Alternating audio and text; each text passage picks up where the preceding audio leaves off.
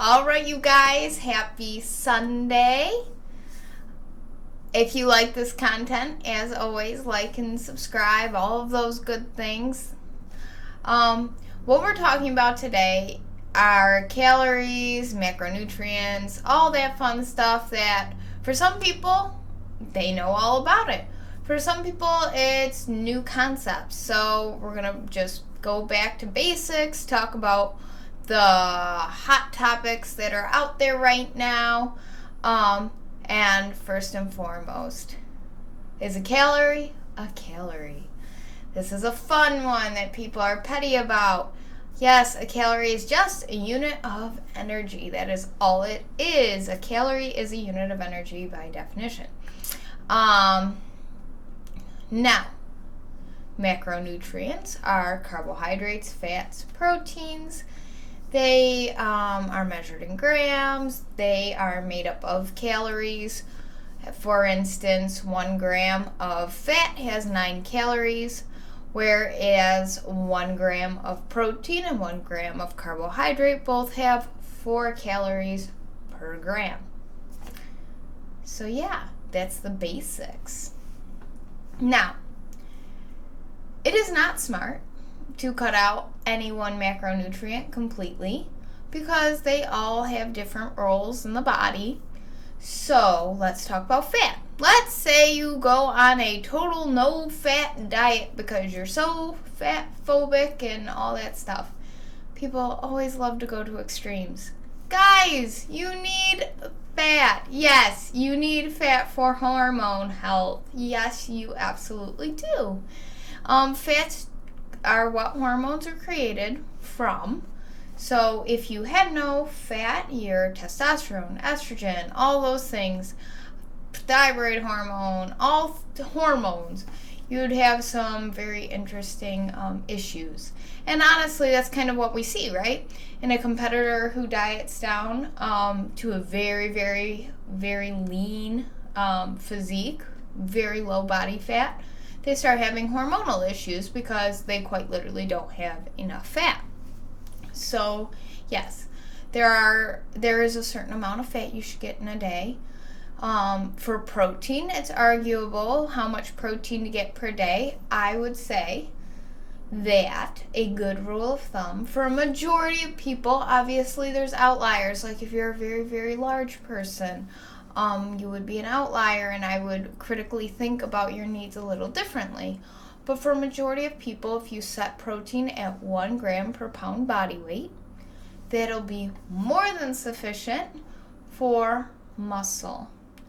If you are getting more than that based on preference, cool. That's not a problem. It's not going to hurt your kidneys unless you have a kidney issue. Things like that. For normal humans, you can totally handle pretty much as much protein as you'd like.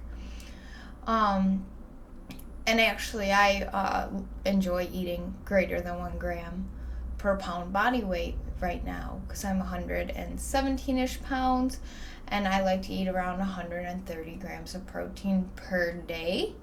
And it's just preference. Would 1 gram per pound body weight, so 117 grams, be sufficient? Yeah, absolutely. But for preference, I keep it higher, and that's not a problem. So fats we have for hormones, proteins we have for muscle protein synthesis. That's what creates muscle in our body. We'll hit on that a little bit today. And then you have carbohydrates. I would not cut out carbohydrates completely, like all vegetables, all starches, all fruit, everything that you can imagine that has a carbohydrate in it. The reason I would not do that is you're likely going to miss out on a lot of vitamins and micronutrients that you would get from these carbohydrate sources. Now, that being said, I would argue, and people will argue differently, that carbohydrates are like the least essential, because if you're on a keto diet, something like that, your body will resort to using ketones or fat for energy. So you don't necessarily need carbohydrates to live because you have other sources for energy, and your body will use like protein and basically, I'm not going to get too into it, but basically you will create enough carbohydrates to keep your brain alive and your function going, regardless if you take in carbohydrates. That's like how the carnivore diet doesn't kill people. And that's why as we diet down as competitors, a majority of us, that's not everybody, will be on like a moderate fat diet. I like to never go, like I have a bottom floor, a threshold that I would try not to go below, and for me, that's 30 grams of fat per day, because that is pretty much the bottom line of what a body will need for hormone synthesis. So I try not to go below that. And then protein, I keep stable all throughout prep. I try to keep it actually high, at least 1 gram per pound body weight for muscle maintenance during that time. And that opens up a can of worms. Can you gain muscle when you're in a deficit? Yes, if you're a beginner and if you're a person in a gentle deficit and you're training appropriately, yes, you could build muscle. But is it going to be hard? Is it going to be slower than it would be at maintenance or in a slight surplus? Yes. What else? There's also a thermic effect of your different macronutrients. So fat, 100% easy absorbable. Body loves it. It's like, give me that butter. Whereas your carbohydrates, a little less. So there is a little thermic effect of carbohydrates. I forget the percentage. You can look it up. It's widely available data on Google. And there's research to support it. Very good research. And then protein has the highest thermic effect. So what that means is your body has to utilize the most amount of calories to break it down and actually use it for different processes in the body. So to say that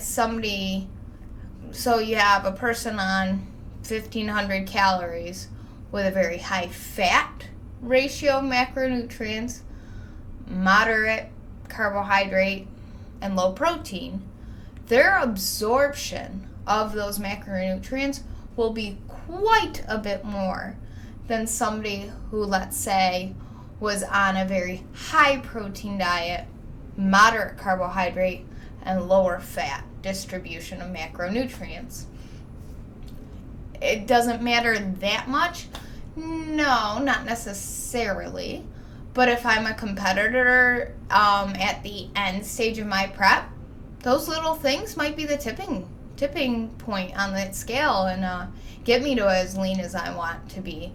So I would argue to use a moderate amount of fat, never going below, that threshold, modulating carbohydrates up and down as my calories get lower, and that's what I use for me, and then keeping protein stable. For protein, you want high quality proteins. So by high quality, I mean you want them to have a larger amount of leucine. Leucine is what creates muscle protein synthesis. This is well researched. Dr. Lane Norton, BioLane, has great information on this. If you would like to go in and look at his videos, he links to the research. It's awesome. But basically, the higher the leucine amount, the more muscle protein synthesis. So I would recommend that you try to get protein feedings every 3 to 4 hours. And this can look like about 4 meals to 5 meals per day. You don't even have to think about them as meals. You could say 3 meals and 1 to 2 snacks, if that's more normal, if you want to think of it that way. Trying to hit around 30 grams of protein at these feedings because they're finding anywhere from 30, well, actually like closer to 20 to 50 grams of protein, that's the range, is like the sweet spot for muscle protein synthesis. And in these feedings, you would like a large quantity of leucine. The foods that have good leucine content happen to be like whey, meats, egg whites, those types of things. Are there some vegan proteins, compounds that can have good leucine? Absolutely. Do your research. You can absolutely have a vegan diet and still have great muscle protein synthesis. So that's my analysis of, is a calorie a calorie? Are all macros created equally? They all have different roles in the body. As we've already said, they all have different thermic effects. Fats, 100% absorbable, easy energy, just your body loves it. Carbohydrates, a little less. Your body has to utilize a little bit of energy to get those in. And then proteins, your body has to work pretty damn hard to get those in. So yes, if your ratios aren't like consistent as a competitor, as a regular person just dieting down, I don't necessarily think you have to be as picky. But as a competitor, I would try to keep your ratios consistent. That way it's just controlled variables. It's easier to make decisions, and continuing to lose the body fat that you want to get to your goal of that stage lean look. I think I hit on almost everything. I feel like I'm forgetting something. Yeah. I hope this cleared some stuff up for you guys. So yeah, if you're wondering like how to set macronutrients, that's the basis of it. I'll leave it here. If you guys have questions, go ahead and reach me on my Instagram. Feel free to direct message me. I'm more than happy to make any video you guys want to see. If there is something that is outside my scope and I am not sure about it, I will do my research on it prior to presenting you guys the information. And anytime I'm wrong, I would love to know, because that is how you learn. So please feel free to reach out. This is my analysis of different macronutrients. And yeah, have a great Sunday. Have a great week, you guys.